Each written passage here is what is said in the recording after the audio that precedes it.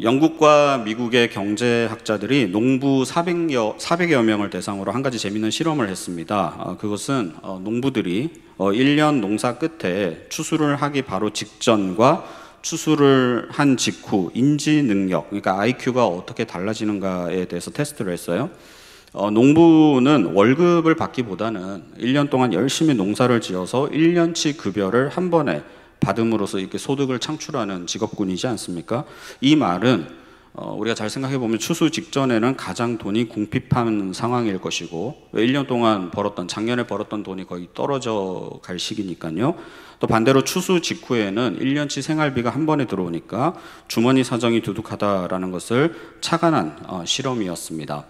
실험 결과가 매우 재밌는데요. 추수 전에, 다시 말하면 돈이 궁핍할 때 농부들의 지능 검사 정확도 수치가 4.5를 기록했습니다. 근데 추수 후에, 다시 말하면 돈이 가장 풍성할 때 지능 검사 정확도 수치는 5.2를 기록하게 돼요. 그러니까 0.7이 상승합니다. 그리고 인지 조절 반응 시간을 또 테스트를 했는데 이 인지 조절 반응 시간은 짧을수록 좋은 거죠. 그래서 인지 조절 반응 시간을 테스트를 했더니 추수 전에는 145라는 수치가 나왔는데 추수 후에는 130이라는 시간이 단축된 결과가 나왔습니다. 그만큼 뇌가 영민해졌다 이 말이죠. 또 추수 전에는 인지 조절 오류 수치가 6 정도로 나왔는데 오류 수치니까 낮을수록 좋은 거겠죠. 추수 후에는 오류 수치가 5.2로 상대적으로 낮아졌습니다. 이 모든 수치를 종합해 본 결과 추수 전과 추수 후의 농부들의 IQ는 약 13점 정도의 차이가 나타났다 그래요. 이 13점이라고 하면은 알코올 중독자와 정상인의 지능 지수 차이라고 합니다. 엄청난 차이예요. 왜 이런 차이를 보이게 된 것일까? 이 뇌과학자들에 따르면 이 돈이라고 하는 것은 뇌에 있어서 이 식욕, 성욕과 함께 꼭 필요한 욕구로 인지를 하고 있기 때문에 우리의 뇌는 항상 돈에 사로잡혀 있다라고 이야기를 해요. 그래서 돈이 결핍되면 돈만 쫓아서 행동하고 폭넓은 사고를 할 수 없게 된다고 합니다. 만약에 이러한 상황이 지속되면 인간의 뇌는 더 위험해진다고 뇌과학자들은 입을 모아 말을 합니다. 제가 이걸 한 다큐 프로그램에서 본 내용인데요. 이 다큐 프로그램을 보다가 재밌는 아주 인상 깊었던 대목은 뭐냐면 이 유명한 뇌과학자가 나와서 그 이야기를 해요. 인간은 돈에 사로잡혀 있습니다. 뇌를 보면 그렇습니다. 그 이야기를 해요. 죽음의 부정으로 필리처상을 수상한 어네스트 베커가 이런 이야기를 합니다. 인간인 우리는 자신이 어떤 목적을 위해 지어진 게 아니라 우연히 진화론자들과 같이 우연히 존재한다고 믿는 순간 삶의 의미와 목적을 하나님이 아닌 다른 것에서 찾기 시작한다.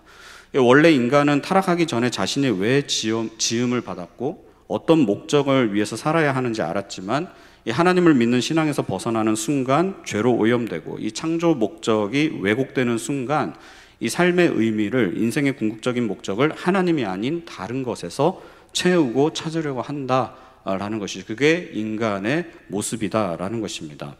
우리가 어떤 가전제품을 구입했다고 생각을 해봐요. 우리가 그 가전제품을 구입한 이유가 뭡니까? 내 삶의 편리를 위해서입니다. 경제학에서는 어려운 말로 삶의 효용 가치를 높이기 위함이죠. 그래서 기능적 편의를 누리기 위해서 내 시간을 확보하기 위해서 우리는 가전제품이나 이런 기능성 상품들을 구입합니다.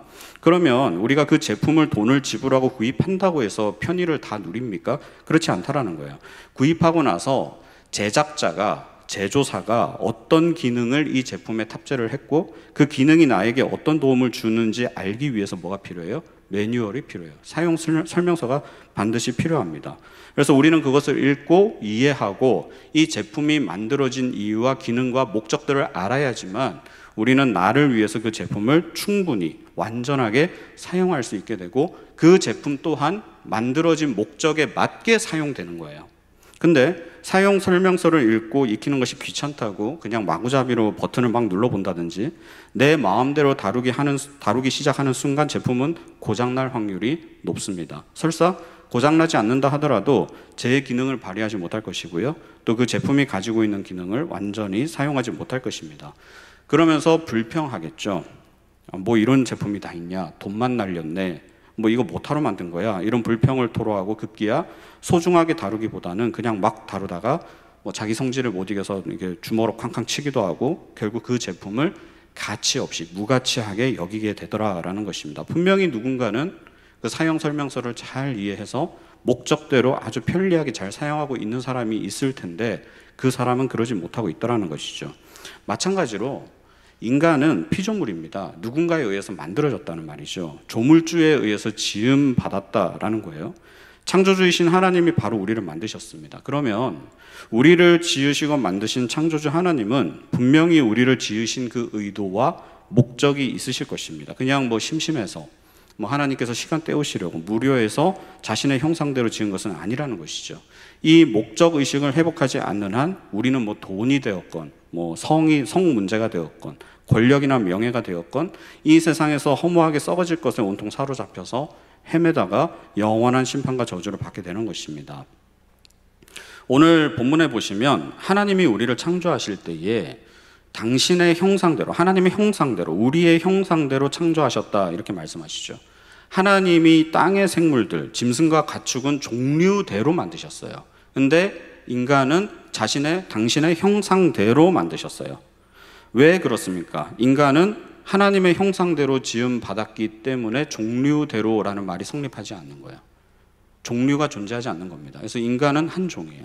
그 종이라고 하는 것은 하나님의 형상, 하나님의 형상대로 그 틀대로 만들어진 모습이 우리에게 있다. 그래서 우리에게는 종류대로, 가축과 짐승들에게서는 종류대로라는 말이 성립하지 않는 것입니다. 물론 사람도 이 동물처럼 흙으로 만들어졌고 먹을 것이 있어야지만 살아갈 수 있고 번성함의 축복을 받았습니다. 그러나 인간은 동물 이상의 존재라고 할 때 그 이유가 뭡니까? 우리가 사람을 만들자라고 하는 하나님의 거룩한 계획에 의해서 창조되었고요. 또 인간은 우리의 형상을 따라 만들자라고 하는 하나님의 거룩한 틀에 의해서 만들어졌고요. 또 우리는요, 온 땅의 모든 것을 다스리게 하자라고 하는 거룩한 목적에 의해서 창조되었기 때문에 우리 인간은 동물하고는 차원이 다른 그 이상의 존재다라고 이야기할 수 있습니다. 다시 말하면 사람은 하나님의 거룩한 계획에 의해서 거룩한 틀 안에서 거룩한 목적에 의해 창조되었고요. 이 거룩한 존재는 곧 하나님과 관계를 맺도록 하기 위해서 구별된 거예요. 우리가 여타의 짐승이나 가축이나 하늘에 나는 새들과 구별되게 창조된 이유는 하나님과 거룩한 관계, 인격적인 관계를 맺게 하기 위해서 우리를 구별하여 지으신 것입니다. 우리가 하나님의 형상대로 지음 받았다라는 사실을 그래서 우리는 소홀히 여겨서는 안 되는 것이죠. 하나님의 형상대로 지음 받았다라는 것은 그 자체가 권위를 가지는 거예요. 피조물인 인간이 창조주와 비견할 수는 없겠지만 그럼에도 불구하고 인간은 하나님의 형상을 가진 권력, 능력을 가졌다, 힘을 가졌다라는 것이고 이것은 하나님이 인간에게 이 땅을 다스리도록 하기 위한 주권을 우리에게 넘겨주셨다 이렇게 받아들인다면 우리를 이 땅을 다스리는 하나님의 대리자이자 대표로 세우셨다라고 받아들인다면 엄청난 능력이 우리 안에 있는 것이고 동시에 막중한 책임 또한 우리에게 있는 것입니다. 인간, 다시 말하면 남자와 여자는 하나님의 형상으로 지음받은 덕분에 이 위대한 능력과 동시에 막중한 책임을 갖게 되었는데 우리가 가진 능력은 어떤 능력이에요? 생명을 생산할 수 있는 능력입니다. 영과 육과 혼이 있는 우리와 똑같은 존재의 생명을 생산할 수 있는 능력을 우리에게 주셨어요. 그래서 남자와 여자가 한 몸이 되는 성적 결합을 통해서 자기 자신의 영적 육체적 생명을 생산할 수 있는 능력을 우리가 소유하게 되었습니다. 이 능력은 왜 주셨어요? 어떤 책임을 완수하라고 우리에게 이 능력을 주셨습니까? 바로 생육하고 번성하라는 하나님의 명령에 책임을 다하기 위해서 우리에게 주어진 능력입니다. 또 인간은 세상을 다스릴 능력과 책임을 동시에 가지게 됐어요. 그래서 땅을 정복하고 모든 생물을 다스려야 하는 책임을 지기 위해서 인간은 여타 짐승들이 갖지 못하는 지혜와 축적된 지식을 갖게 되었고 이러한 능력으로 만물을 잘 다스려야 하는 책임을 또 동시에 지게 되었습니다. 이 섹스라고 하는 것은 생명의 탄생을 위한 숭고한 분명한 목적이 있고요. 힘과 권력, 지혜와 지식은 하나님이 창조하신 이 세계를 아름답게 가꾸고 보존해야 할 분명한 목적이 있습니다.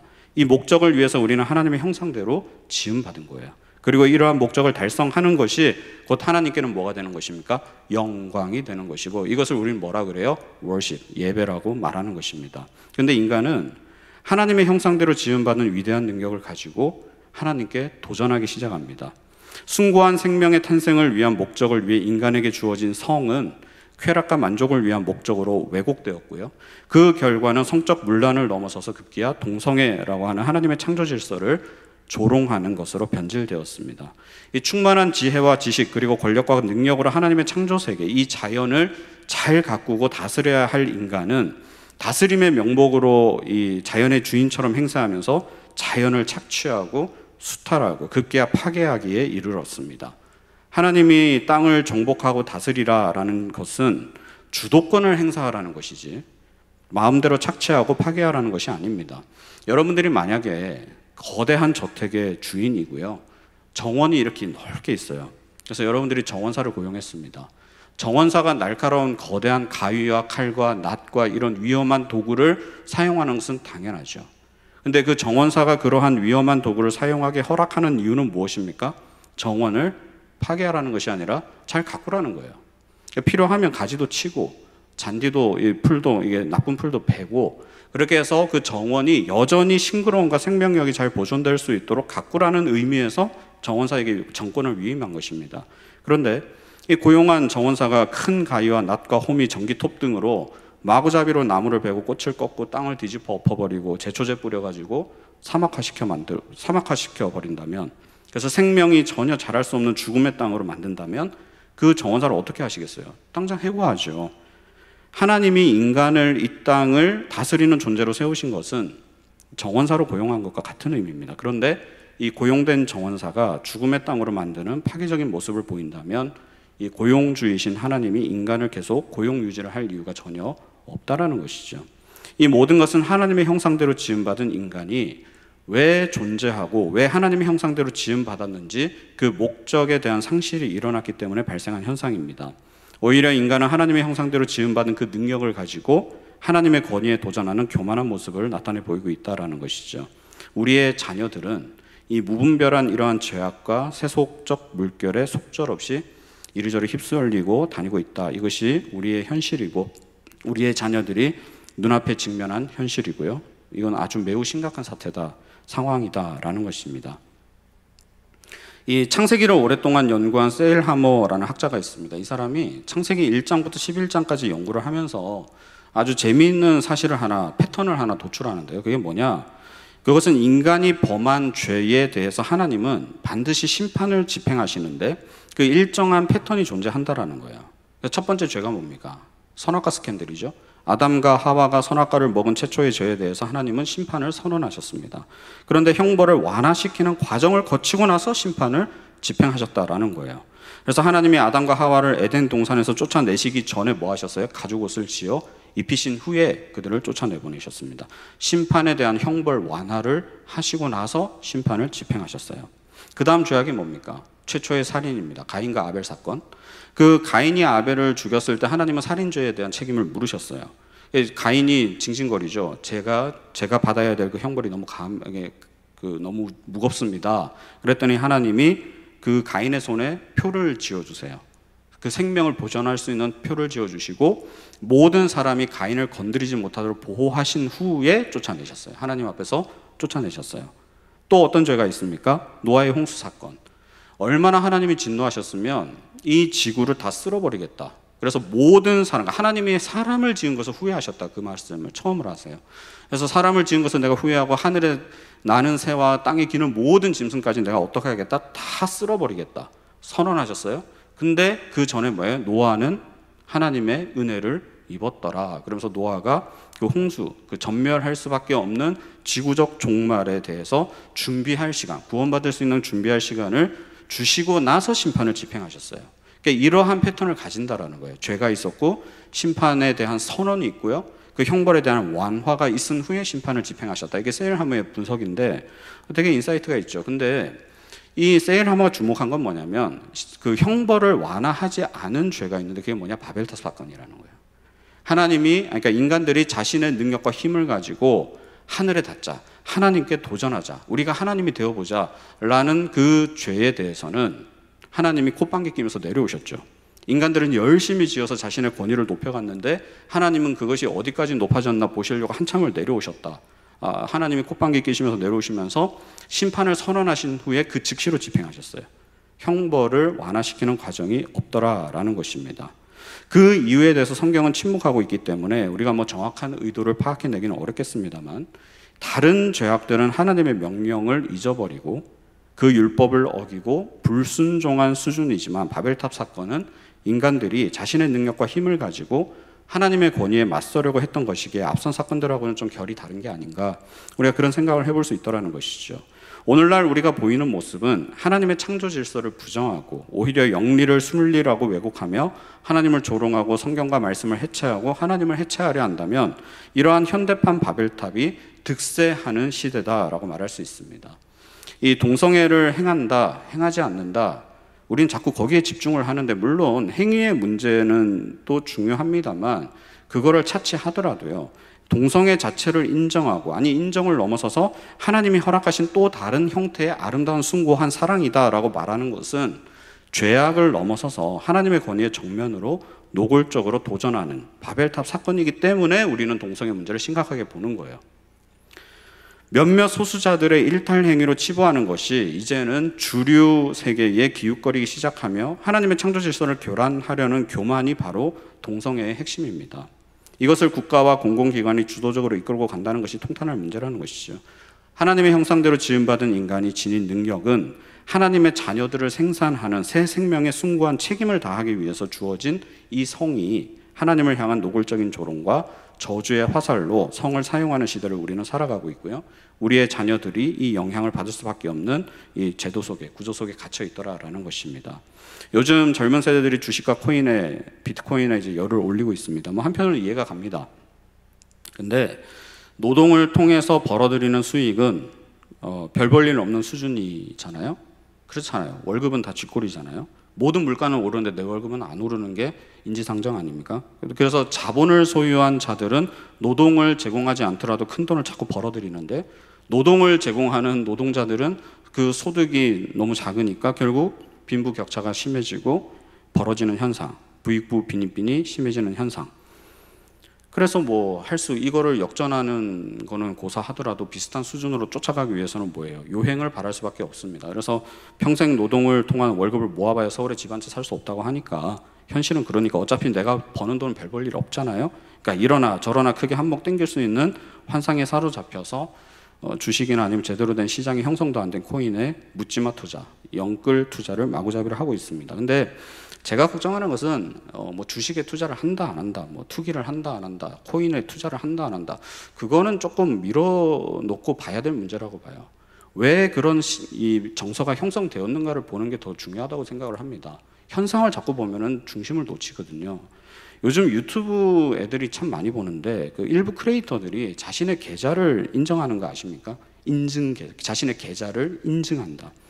얼마 전에 그 30대 후반의 한 인기 학원 1타 강사가 국민은행에 130억 현금이 든 통장을 유튜브를 통해서 이렇게 개인 방송에서 오픈했어요. 그래서 덧붙이는 말이 뭡니까? 여기 통장에 있는 돈은 자기가 가진 자산의 일부분일 뿐이다. 그래서 자신이 가진 집, 슈퍼카, 그리고 주식과 펀드에 들어가 있는 돈을 다 합치면 이거보다 훨씬 많다. 이런 이야기를 했습니다. 그리고 스스로 이야기하기를 2014년 이후로 연봉이 100억 이하로 내려간 적이 없습니다. 그렇게 이야기를 했어요. 그러니까 뭐 계좌에 130억은 없으면 이상한 거죠. 그 정도 능력이면. 그래서 이제 자신의 능력을, 근데 제가 볼 때는 자신의 능력을 뭐 10분 발휘해서 연봉 100억을 받든 1000억을 받든 그거는 뭐 자본주의 사회에서 자유시장 경제체제에서 뭐라 할 말은 아니라고 생각을 해요. 세금 내 것만 제대로 낸다면. 근데 수험생을 대상으로 강의하는 강사가, 고등학생을 대상으로 강의하는 강사가 굳이 자신의 주 계좌를 오픈하면서 계좌 인증을 할 필요가 있을까요? 표현의 자유, 뭐 방송 시청자들이 원해서 한 것이라고는 하지만 사실 130억이라는 통장 잔고가 일반적이지는 않잖아요. 여기 혹시 계시면은 한번 보여주시면 너무 감사할 것 같은데, 우리하고는 너무 다른 세계의 이야기 아닙니까? 130억은커녕 13억도 지금 벅찬데, 그렇지 않아요? 정말 특수한 몇몇 사람들의 세상에서만 통하는 상식인 거잖아요. 뿐만 아니라 주식 투자가 아닌 투기를 통해서 돈을 모은 일부 슈퍼개미라고 불리는 사람들도 이 유튜브를 진행하면서 자신의 운용 자금을 이렇게 깝니다. 그죠? 40억, 60억, 심지어 200억이 넘는 운용 자금을 이렇게 주식 계좌를 오픈하고, 다른 전문 유튜브는 그걸 또 촬영해서 또 재전송하고, 이게 과연 정상적인 사회라고 말할 수 있을까? 사람들이 주식에 열광을 한다, 코인에 열광을 한다, 그 현상을 보자는 것이 아니라 이러한 돈에 대한 집착과 광기가 어디서부터 오게 된 것일까? 이거를 우리가 먼저 봐야 된다라는 것입니다. 이것이 대중들에게 개인 방송의 자유 콘텐츠라는 명목으로 생산되고 확대된다면 우리 다음 세대 자녀들, 젊은 세대는 자연스럽게 인생의 목적이 뭘로 대체되겠어요? 돈으로 대체될 수밖에 없는 거예요. 그냥 자연스러운 거예요. 이러한 왜곡된 시선을 가지고 영끌을 토한 무분별한 투기 열풍에 함몰되는 것은 자연스러운 결과라는 것입니다. 그리고 모든 것을 잃고 나서 더 피폐해진 자신의 처지를 놓고 시대 탓을 하고 국가 탓을 하고 환경 탓을 하고 기성세대 탓으로만 돌리면 갈등은 더 심화되는 그 악순환의 고리는 결코 끊어지지 않더라는 것이죠. 그래서 초등학교 3학년에 미래 꿈이, 장래 꿈이 뭐냐 그랬을 때 건물주입니다 라고 대답한 것을 그냥 이렇게 웃고 넘길 만한 문제라고 생각하십니까? 아니에요. 이 시대를 덮는 정서예요. 하나님은 인간에게 노동을 요구하셨습니다. 최초의 인간 아담에게도 하나님은 경작하라고 하셨어요. 다시 말하면 노동을 통해서 소득을 일으키는 것이 하나님의 의도요, 우리를 향한 목적입니다. 그런데 어느 순간 인간은 이러한 하나님의 목적과 의도에서 벗어나서 왜곡이 일어나게 됐고요.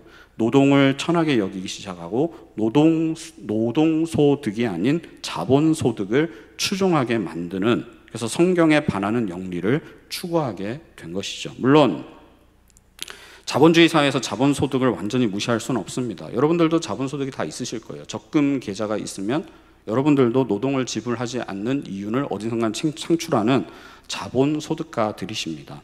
이 적금이라는 말은 원래 틀린 말인데 적금은 존재하지 않아요. 원래는 채권입니다. 그래서 적금에 가입되어 있는 분들은 원래 금리를 산 거죠. 그래서 채권에 가입하신 건데, 투자하신 건데, 채권 투자도 엄연히 말하면 자본소득이죠.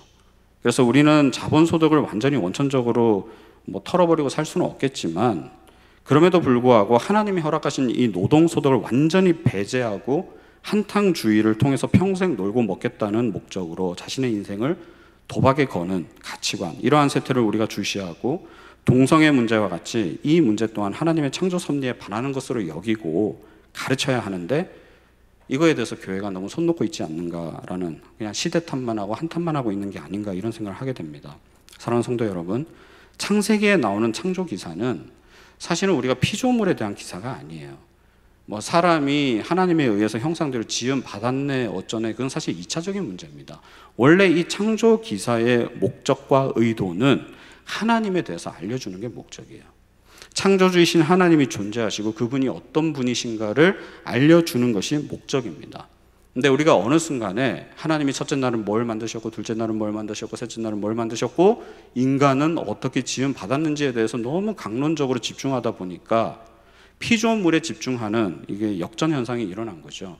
원래 창조 기사는 창조주이신 하나님을 찬양하고 경배하고 감사하며 하나님만이 마땅히 예배의 대상이시고 우리의 삶을 지배해야 되는, 섭리하셔야 되는, 우리의 삶을 가득 채우셔야 되는 능력과 지혜의 주인이시다, 권세자이시다라는 것을, 그 영광스러움을 알려주기 위한 것이 창조 기사의 원래 의도이자 목적이라는 것입니다.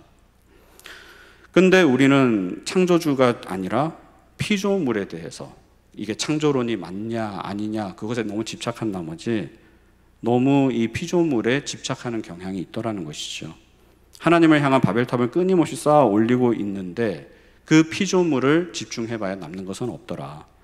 알버트 아인슈타인이라는 그 천재 물리학자, 여러분 잘 아시죠? 이 사람이 여러 명언을 남겼는데 그 중에 이런 이야기를 남겼어요. 나는 자신의 창조물을 심판한다는 신을 상상할 수가 없다. 그래서 아인슈타인이 천재 물리학자, 과학자인지는 모르겠는데 이 사람이 지식이 충만한지는 모르겠지만 지혜가 없는 사람이다라고 우리가 알 수 있는 거죠. 반기독교 단체는 이 문구를 이제 서울 시내버스 광고에도 한동안 게재하면서 이슈를 일으키기도 했는데요. 왜 아인슈타인은 지식이 있는지는 몰라도 지혜는 없는 사람이라고 단정할 수 있어요? 여호와를 경외하는 것이 지혜의 근본이기 때문에 그렇습니다. 온 우주 만물을 다스리시고 아인슈타인이 연구하는 물질과 물리 세계를 다스리시고 역사하시는 분이 바로 하나님이시다라는 그 알맹이를 빼놓고 세상 학문을 연구하다 보니까 저런 망언이 명언이 되는 역전 현상이 일어나게 된 것이죠. 그리고 솔직히 말씀드리면 논리적으로 맞지도 않아요. 그러니까 아인슈타인이 뭐 과학적으로는 천재인지는 모르겠는데 철학과 논리하기는 좀 맹한 것 같습니다. 왜냐하면 변증이 없어요. 왜 그러냐면 자신의 창조물을 심판한다는 신을 상상할 수 없다, 이 말 자체가 궤변이죠. 왜 그러냐면 제가 찰흙이나 점토를 가지고 예쁜 조형물을 만들었어요. 그래서 뭐 예를 들어서 점토를 가지고 제가 도자기를 아주 멋있게 만들었다고 칩시다. 모든 사람이 칭찬해요. 우와, 멋있다, 예쁘다, 어떻게 그런 걸 만들 수 있냐, 능력 대단하시네, 모두가 칭찬하는데 극찬을 한다 해도 나는 마음에 안 들어요. 깨버렸어요. 제 마음이죠. 여러분들이 평가하실 부분은 아니잖아요. 제가 제 돈 내고 점토를 샀고요, 제가 제 능력으로 만들었는데 제가 만족을 못했어요. 그러면 깨트리든 수정을 하든 보완을 하든 유지를 하든 제 마음이라고요. 그 주도권은 저한테 있어요. 그게 왜 여러분들한테 있습니까? 저한테 귀속되는 거라고요. 마찬가지로 창조를 했으면 창조물에 대한 주권은 창조주에게 있는 거예요. 그거를 뭐 마음에 안 들어서 쓸어버리든 뭐 다듬든 수정을 하든 뭘 하든 그건 창조주에게 그 권리가 귀속되는 거라고요. 그러니까 아인슈타인은 비겁한 거예요. 왜냐하면 이 말을 이렇게 하면 안 되죠. 나는 창조주를 인정하지 않습니다. 이게 세련된 표현이죠. 나는 온 우주 만물이 우연에 의한 진화의 산물이라고 생각합니다. 이게 세련된 표현이라고요. 이게 맞는 말이고 그 입장에서는. 그런데 이 말은 말 자체만 놓고 보면 틀린 거죠. 창조물은 창조주에 의해서 심판당할 대상입니다. 그러든 말든 그건 창조주에게 귀속되는 거라고요. 그러니까 기본적인 논리와 이 합리적 추론도 결여된 이 문장이 명언이라고 하는 것 자체가 난 너무 코미디인 것 같아요. 그렇지 않습니까? 왜 이런 억지 주장이 나올 수 있는 거예요? 이게 왜 명언으로 치부되는 거죠? 뭐 아인슈타인이라는 뭐 배경이 있으니까 그렇겠습니다만, 창조주이신 하나님을 바라보기보다 피조물인 인간에 집중하기 시작하면 이런 원래 목적에 대한 반하는, 이 말도 안 되는 궤변과 왜곡이 진실처럼 받아들여지는, 사람들이 환호하는 이러한 무식의 장면이 연출되더라라는 것이죠. 이 세상에 어떻게 존재하게 되었고 왜 존재하게 되었으며 하나님이 인간을, 남자와 여자를 당신의 형상대로 지으신 그 이유와 목적을 상실하는 순간 이러한 일들은 벌어지게 되더라. 인간은 하나님의 형상대로 지음받은 그 능력과 힘을 가지고 하나님을 대적하는 바벨탑을 쌓아 올리는 이 패역한 짓을 일삼으면서 결국 하나님의 심판을 받게 되는 길을 걸어가게 되더라는 것입니다. 우리의 자녀들, 다음 세대를 이러한 굴레에 빠지도록 방치하거나 놔둬서는 안 되는 거 아니겠습니까? 우리는 이에 대한 무한한 책임을 지면서 우리의 자녀들을, 다음 세대를 위해서 진리의 기준을 자꾸 세워줘야 되고요, 가르쳐야 되고 양육하고, 무엇보다도 피조물이 아니라 창조주이신 하나님에 대한 지식을 알려주고 또 알려주고 알려줘야 돼요. 그래서 세상은 우연히 잉태된 것이 아니라 전능하신 창조주께서 그 계획에 따라서 아름답게 빚어낸 역사적 걸작품, 그 결과물이 너와 나다 라는 이 기준에 대한 명확성을 알려주고 항상 선포하고 고백하면서, 이러한 고백을 우리 다음 세대 자녀들 또한 동일하게 할 수 있도록 그 길을 열어주고 만들어줘야 되는 책임이 누구에게 있어요? 우리에게 있는 것이죠. 하나님은 당신의 창조물을 심판하겠다고 하신 적이 없습니다. 창조물이 심판을 당하는 것 때문에, 하나님이 우리의 죄 때문에 우리가, 창조물인 우리가 심판을 당하는 것은 하나님이 우리를 심판하셔서가 아니라 우리의 죄 때문에 우리는 심판을 당하는 거예요. 그래서 하나님은 그 눈물, 가슴 아픈 일을 그냥 두고 보고 수만 없기 때문에 어떻게 하셨어요? 우리가 그 저주와 심판에서 벗어날 수 있도록 길을 만드신 분이에요. 그래서 당신의 소중한 독생자 예수 그리스도를 이 땅에 보내셨고요, 그 독생자 예수를 십자가에서 갈기갈기 찢어 죽이시고 부활시키시는 그 엄청난 역사를 베푸심으로 창조물을 심판한 게 아니라 창조물을 심판해서 구원하여 주신 분이 하나님이세요. 우리는 그것을 알고 그 은혜에 반응하는 모습을 보여야 되는 거죠. 그러니까 아인슈타인은 무식을 넘어서서 하나님의 권위, 하나님의 그 은혜를 철저하게 짓밟아버린, 본의 아니게 그런 사람이 돼버린 거죠. 하나님을 대적하는 패역한 족속일지라도 우리를 너무도 사랑하셔서 그 심판과 영원한 저주에서 건져주시기 위해 당신의 독생자 예수 그리스도를 아낌없이 내어주신 하나님이 바로 우리의 하나님이시다. 그래서 원래의 당신의 목적과 형상대로 아름답다, 좋다라는 이 탄성이 절로 나올 정도로 이 아름다운 창조 세계를 만드시고 그 질서를 세우신 하나님이 인간이 마음대로 파괴하고 만물의 주행 행세를 함에도 불구하고 우리를 구원하시려고 재창조의 역사를 이루시기 위해서 당신의 하나밖에 없는 아들을 소중한 독생자로 기꺼이 내어주시기까지 하나님은 사랑의 하나님이시고요. 이를 위해 친히 하늘 보좌를 버리고 이 땅에 내려오셔서 인간을 만나주신 주님, 이 세상 그 어느 종교도 볼 수 없는, 찾을 수 없는 이 대속적 사랑과 진리가 기독교 안에만 있더라 라는 것을 우리는 다음 세대 아이들에게 알려줘야 되는 것이죠. 우리는 다음 세대 자녀들에게 이러한 아름다운 사실을 알려주고요, 원래 목적을 알려줘야 되고요, 이제 예수 그리스도를 통해서 창조주 하나님의 형상대로 닮아가는 이 온전한 길을 우리가 함께 걸어가야 한다라는 것을 지속적으로 교육해야 하는 책임이 우리에게 있다라는 것이고, 이 책임은 우리가 완수해야지만 다음 시대를 향한 소망과 희망을 품을 수 있게 되는 것입니다. 동성애는 나쁜 것이고 영끌을 통한 한탕주의, 물질 만몬주의나 하나님을 배격하는 반성경적인 것이고 우리의 영혼을 파괴하는 지름길이다, 이런 어나운스는 저는 솔직히 통하지 않는다고 생각합니다. 감히 말씀드리면 그걸 알려주는 것도 중요하겠지만 그 패약함을 캐내는 것도 중요하겠습니다만은, 그보다 앞서 우리가 어떤 존재이고 피조물과 현상에 집중하기보다는 원래 우리가 어떤 존재이고 원래 우리를 지으시고 그 형상대로 만드신 하나님이 어떤 분이신가를 알려주는 것이 우선되어야 하는 게 아닌가. 그래서 동성애 싸움이든 만몬과의 싸움이든 이 어떤 성적인 문제와의 싸움이든 이 죄로 오염되고 왜곡된 현상 가지고 자꾸 분석하기보다는 하나님에 대한 그 아름다운 질서와 섭리를 알려주고 깨우쳐 주는 것이, 그래서 그들의 심적인 영적인 눈이 활짝활짝 열리게 하는 것이 더 1차적인 목적이 돼야 되는 것이 아닌가. 이것이 신앙교육을 본격적으로 지혜롭게 감당해야 될 부분이지 않는가라는 생각이 듭니다. 물론 동성애에 대한 그런 나쁜 것들을 알려주는 것도 좋지만 간혹 자칫 아이들로 하여금 명분 없는 포비아를 심겨줄 수 있어요. 아니, 동성애자가 자기 친구면 어떡할 겁니까? 동성애자가 자신의 동성애는 아직 뉘우치지 못한 채 교회 문을 두드린 사람을 그럼 어떻게 받아들일 겁니까? 밀어낼 겁니까? 사랑으로 받아들이겠다고요? 저는 그게 불가능하다고 봅니다.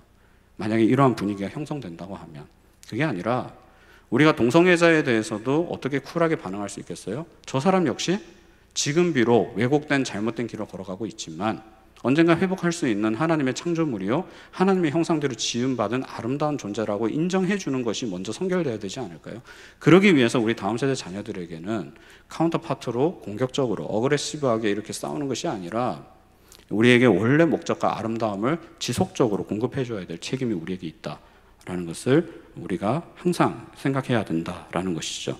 그래서 이러한 본질을 붙잡고 우리의 자녀들, 다음 세대들에게 이러한 복음과 진리와 하나님 말씀 내 이러한 섭리들이 흘러가고, 그래서 다가올 미래도 복음과 말씀 안에서 교육되고 진리로 무장된 하나님의 일꾼들, 다음 시대를 영적으로 주도할 하나님의 리더들이 우리의 자녀들을 통해서 펼쳐지는 그 부흥 세대를 길러내는 믿음의 세대를 일으키는 저와 여러분, 그리고 우리 더 사랑의 교회가 될 수 있기를 주님의 이름으로 간절히 소망합니다. 우리 이 시간에 같이 찬양하시는 여호와 우리 주여, 우리 같이 찬양하시고 기도하겠습니다.